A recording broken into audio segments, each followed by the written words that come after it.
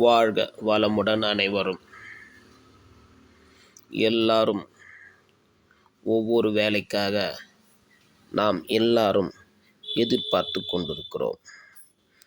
நேரம் வரும் என்று. ஒரு வியாபாரமாகலாம், ஒரு கல்யாணமாகலாம், ஒரு நல்ல விஷயமாகலாம், ஒரு கிரக பிரவேசமாகலாம். எல்லா விதத்திற்கும் நாம் பொறுமையாக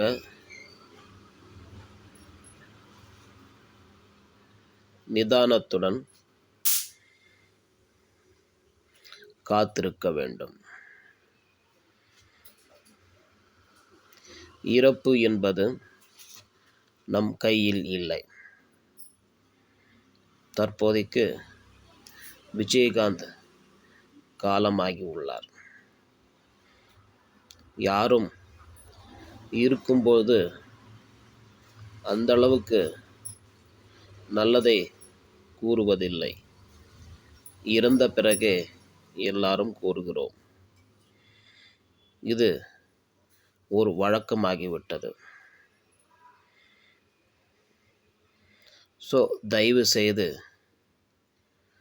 தவறாக நினைக்க வேண்டாம். அவரவர் தாய் தந்தையரை உயிரோடு இருக்கும் பொழுதே நன்றாக பார்த்து கொள்வோம்.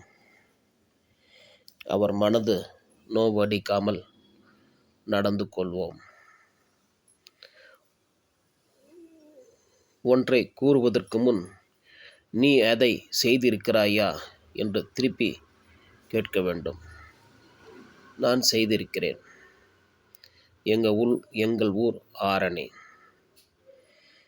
தாய் தந்தையர் உயிரோடு இருக்கும் வரை எங்களால் முடிந்தது பார்த்து கொண்டிருக்கிறோம்.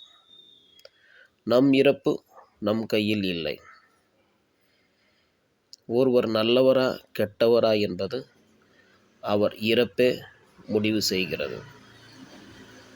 இருக்கும் வரை நாம் எல்லாருக்கும் நல்லதே செய்ய முயற்சி செய்வோம்.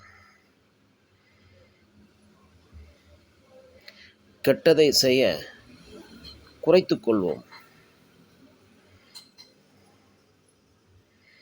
அதற்காக உண்மையே கூற வேண்டும் என்பதில்லை. முடிந்த மட்டும் நாம் பிறருக்கு கெடுதல் செய்யாமல் இருப்பதே ஒரு நல்லது செய்ததற்கான பலன். யாரும் எந்த விதத்திலும் முன்னேறினால் பொறுமைப்படுவது வேண்டாம்.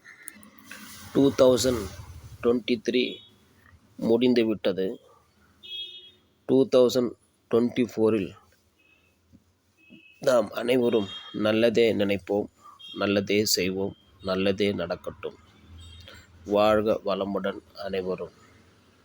இந்த வீடியோவை பார்ப்பவர்கள் சப்ஸ்கிரைப் செய்ய முயற்சி செய்யுங்கள். சப்ஸ்கிரைப் செய்திருந்தால் வேறொருக்கு ஷேர் பண்ணுங்கள்.